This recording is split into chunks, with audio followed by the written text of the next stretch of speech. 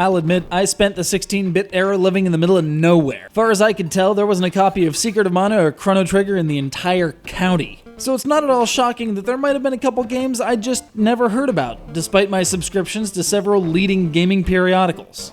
B.O.B is one of those games. This Genesis platformer-ish thing comes to us courtesy of our good friend Robert in British Columbia, isn't that fitting, who asked us to plug Crazy Bob's Music Emporium in Langley, which I just did. That's crazy with a K, by the way. So B.O.B sent us B.O.B, an EA release as apparent by the extra tall cart with the yellow notch on the side. You've seen him before. This Grey Matter title, which I presume Walter White had nothing to do with, was released for the SNES and Genesis, and I knew from the jump it felt kind of familiar. Kind of Mike Myers-ish. For some reason, I felt compelled to stop someone from playing Stairway to Heaven, and then it hit me.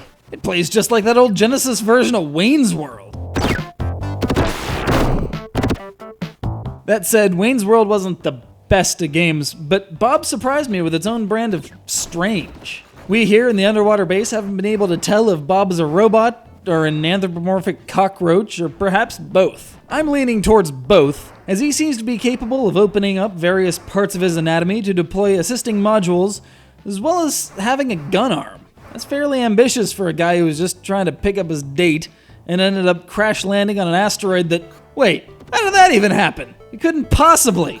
Mike broke the Hubble. Anyway, B.O.B has to make his way home through 48 levels of platforming action, all connected by an overworld map that looks distressingly like Chrono Trigger circa 2300 AD. This unfortunately placed space rock is full of various hostile life forms, toxic waste pits, and the occasional earthworm gym-style pod race through a dangerous environment. Except that's not really correct. B.O.B predates earthworm gym by a year.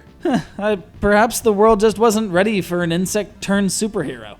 Assisting him in getting safely home are an assortment of spreader guns, homing missiles, helicopter attachments, springboards, and if all else fails, his own buggy fists. There's a certain pleasure in being handed a game you'd never heard of and coming to realize just how much you missed out on.